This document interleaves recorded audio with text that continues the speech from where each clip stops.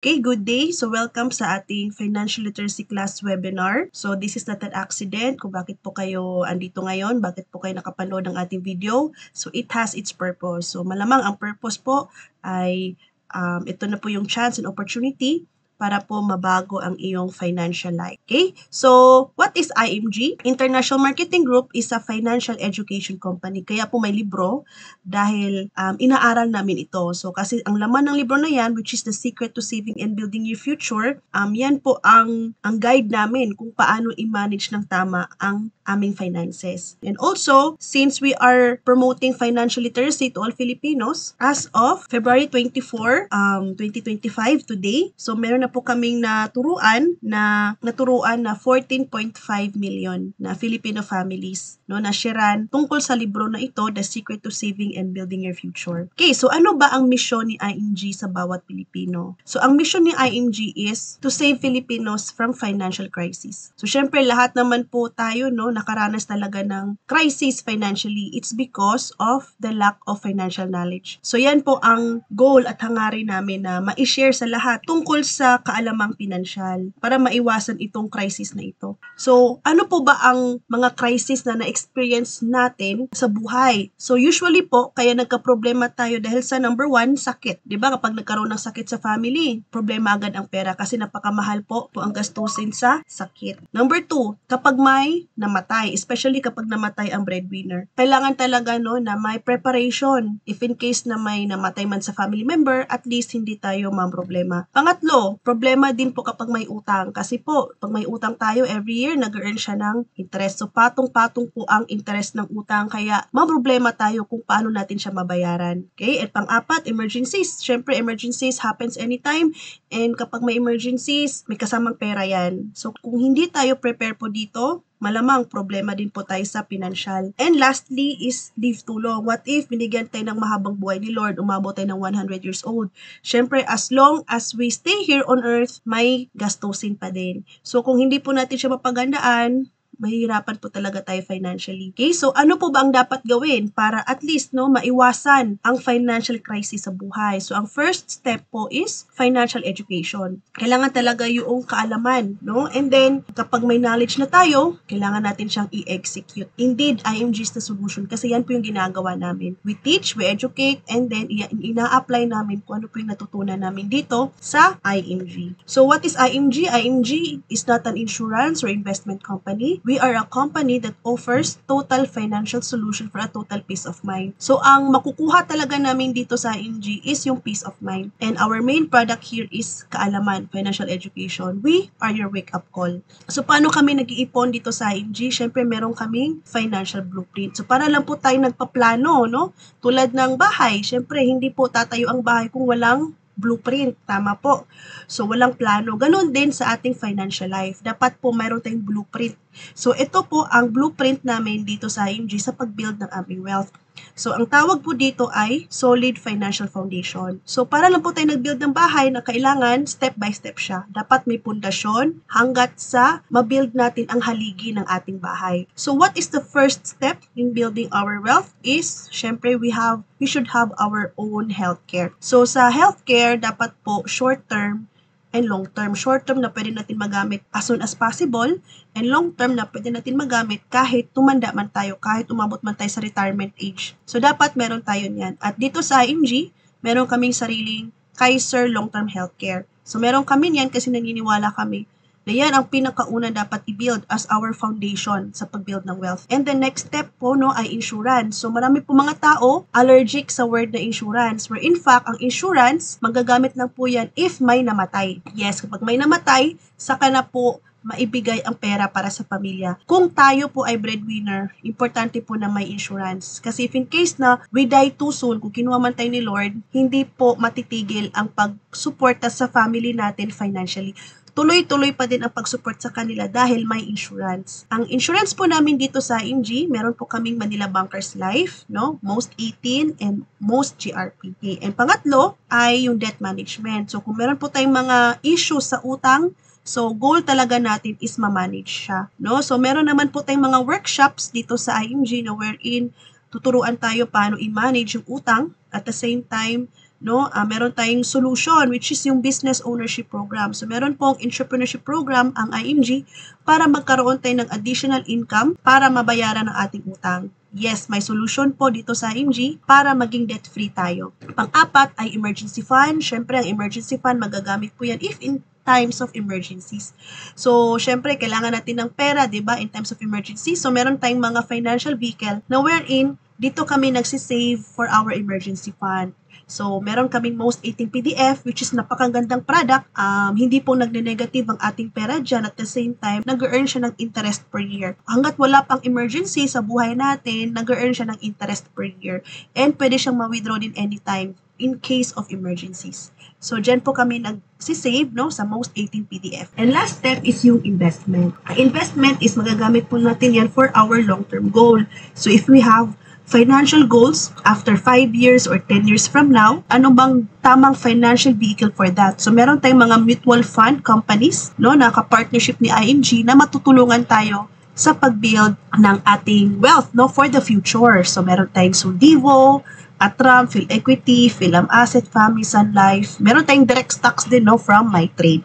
Okay po, simulan po natin ang first step which is yung healthcare natin. Again, no, na-share ko po na ang pinakaunang step in building our wealth is to have our own Kaiser long-term healthcare. So, bakit ang Kaiser? Because ang Kaiser is sinasagot na niya ang mga what ifs sa buhay natin. No, like what if you die too soon, meron siyang insurance. What if you live too long, meron siyang investment. And what if you get sick, meron siyang healthcare. Ang kagandahan, when you start your own Kaiser long-term healthcare, at least nasimulan mo nang i-build ang iyong financial house. Kasi meron na siyang healthcare, meron na siyang insurance at investment. So, ano na lang kulang? So, kung may utang kayo, i-manage mo na lang yan and mag-ipon ka na lang for your emergency fund. Kaya, ang the best first level of investment in building our wealth is to have your own Kaiser long-term healthcare. Yan po talaga ang step 1. So, how Kaiser long-term healthcare works? So, ang Kaiser, 7 years lang po yung pag-iipon natin and then lifetime na ang benefits. So, sa pag-iipon pa lang natin, no, meron na siyang insurance, magagamit na natin yung healthcare benefits if in case ma-hospital, no? And then,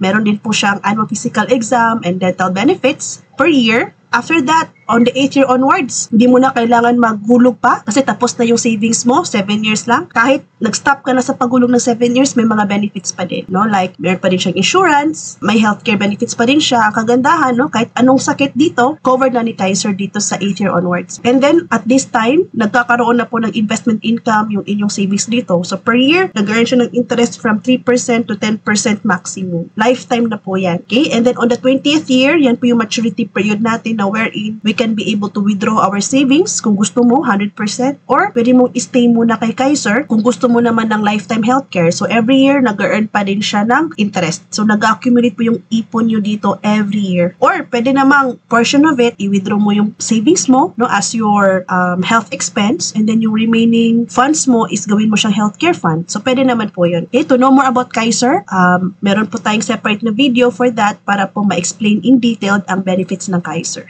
And this is our Kaiser long-term care savings plan. So, ang pwede lang po maka-avail dito ay from 10 years old up to 60 years old. So, you may screenshot this one para po at least may idea po kayo. So, ang next step po natin gawin, no, after you have your own Kaiser long-term healthcare is to proceed with your investment. So, ang investment po, magkukuha niyo po siya if maging member po kayo dito sa IMG. So, once na member po kayo, no, matik po meron na po kayong access sa inyong mutual fund wherein you can able to invest your money for the future. So, ang kagandahan po, no, ang minimum top-up po dito sa ating mutual funds, specifically sa ating Soldivo funds, ay 20 pesos. You can invest 20 pesos per day dito, no? Imbes na mag-ipon ka sa alkansya na hindi naman nag-earn ng interest, di ba?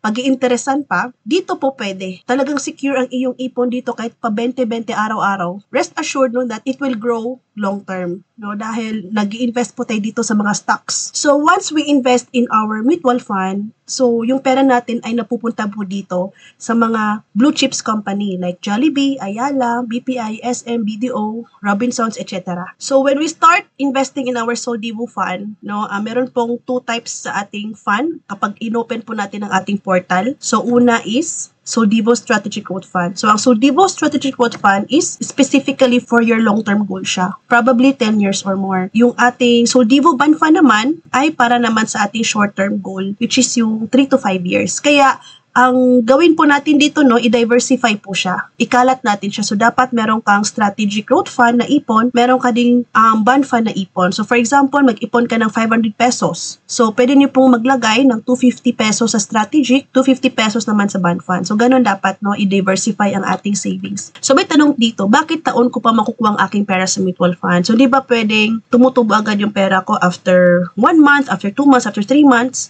So, bakit years pa? So, meron po kasi tayong concept, no, another concept na i-share ko po sa inyo, which is yung compounding interest o yung rule of 72. So, ang concept na ito, dinidescribe po niya kung tuwing kailan po magdodoble ang ating pera sa isang investment vehicle. So, lagi nyo lang po tandaan, no, yung formula na to, 72 divided by the annual interest rate, yan po ang number of years to grow your money. So, lagi nyo lang po tandaan yung interest rate every time you invest, and then i-divide mo siya sa 72. So, yan po ang number of years. So, ibig sabihin, matagal siya kasi years po. Hindi po number of months, number of days, number of years to double your money. Okay? So, in short, ang pera pala, it will really take time to grow. So, magbigay po ako ng example, no ba? Ito po yung mga common investment vehicle na wherein ang mga Pilipino nag-i-invest or nag-save. So, number 1 is yung bank savings account. So, alam naman natin yung interest rate ng banko is 1%. Kung i-divide mo siya sa 72, it will take 72 years to grow your money in the banks. Kaya hindi po talaga advisable to put all your money in the banks. Ang banko is for emergency purposes lang siya. Okay? Kasi lugi talaga pag banko. Number 2, SSS Peso Fund. So, marami po Pilipino nag-i-invest dito. So, ang interest rate niya ay 3.75%. No? Kung i-divide mo siya sa 72, so 19 years. So, every 19 years po nagdodoble ang ating pera sa SSS. Matagal. Yes, matagal talaga siya. And same goes to MP2 savings. So, ang interest rate ay 7.65. So, i-divide mo siya sa 72, that is 9. So, every 9 years po, nagdodoble ang ating pera sa MP2. And how about sa ating mutual fund or stock market? The interest rate of mutual fund and stock market is 12%. So, i-divide mo siya sa 72, that is 6 years. So, every 6 years, nagdodoble ang inyong pera sa mutual funds or stock market. So, kung kayo po, may idea na kayo, di ba? May financial knowledge na kayo kung saan kayo maghuhulog ng iyong pera sa isang investment vehicle, alam niyo na kung saan. So, maghanap lang po kayo ng mga financial vehicle na nagbibigay ng mas mataas na interest rate. So, you can invest in mutual fund or stock market. So, dito sa ING, once na member ka lang, may access ka na sa mutual fund that gives the highest interest rate with just minimum top up, which is yung 20 pesos. Kaya sulit po talaga. And once you start your 20 pesos challenge na savings sa mutual fund, so ito po yung makikita, no, sa iyong portal. So, once na member kayo, magkakaroon po kayo ng sarili nyong portal, and then makikita nyo po yan lahat. Another financial concept naman na gusto kong i-share sa inyo is yung X-curve concept, no? What do you mean by X-curve concept? Ibig sabihin po, when we build our wealth, like sa pag-build ng ating solid financial foundation, hindi po siya instantly mayaman ka na. Hindi po instantly makapag-build ka na ng iyong wealth. Kasi po, building our wealth, it takes long term. Okay? Long term, bakit po? Kasi meron po tayong 3 stages of financial life. Ang first stage po is malamang dito tayo na side, no? Na wherein, mataas pa yung responsibility natin. Yan. And then, yung money line natin, which is yung blue, mababa pa siya. Kasi, syempre, nagsisimula pa lang tayo mag-work. So, mostly, ito pa yung na-experience natin. That's why we work hard because we want to earn money. And then, yung money na yon sana pupunta sa mga pangailangan natin. So, that's why, kailangan natin magtrabaho para kumita. Yan po ang first stage. Ngayon, kung gusto niyo pong magkaroon ng passive income, kung gusto niyo pong magkaroon ng financial freedom, we need to take action. Kailangan is we make ways para po mapalago ang ating pera. So, paano? Pwede po natin simulan sa pag-build ng ating solid financial foundation, which is yung na-explain ko po kanina. So, by building your financial house, nasimulan mo nang i-build ang iyong wealth. And then, once you start allotting your money in building your wealth, darating ang time na bababa yung responsibility line mo. There is an assurance na balang araw, hindi ka na mag-work because your money will be working for you. No, since long term po yan, no, until mag-mature po ang inyong money, that's the time that you are already in the passive income, which is money at work. So you don't need to work anymore because your money is working for you. No, ganyan po ang journey namin dito sa ING. So ngayon, what if naman? What if wala tayong ginawa? Hindi tayo nag-ipon, hindi tayo nag-invest,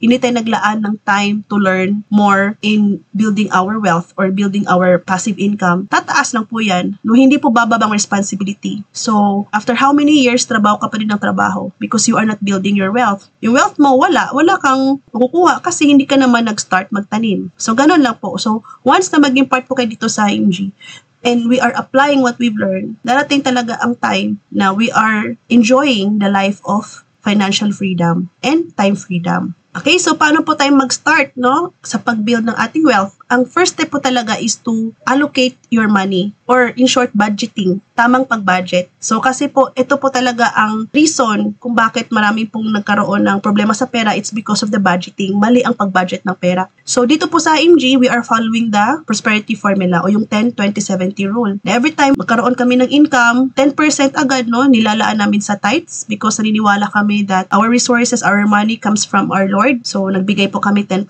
or depende po sa religion na meron ka, pwede po kayo magbigay because when we give, the more talaga na ibibless tayo ni Lord. And then, allocate natin yung 20% para sa ating savings or shall we say, para sa ating pag-build ng solid financial foundation. So pwede po ihati niyo po yung 20% like 5% sa yung healthcare, 5% sa yung insurance, 5% sa yung emergency fund, and 5% sa yung investment. So all in 20%. So ganun po siya. And then yung remaining 70%, yan po ang expense. So practicein nyo lang po to siya hanggat sa maging habit. Okay? So yan po ginagawa namin. Syempre mahirap siya nung una. Pero since nagtulungan tayo, we are in a community, ma-apply natin siya at maging habit siya in the long run. So, consistency is the key. Yan. So, thank you so much for listening to our financial foundations dito sa IMG. Hopefully, na makasama po namin kayo at sabay-sabay natin i-build ang iyong solid financial foundation. Practicein natin yung right financial mindset, right financial habits until ma-achieve natin ang financial freedom. Thank you and goodbye.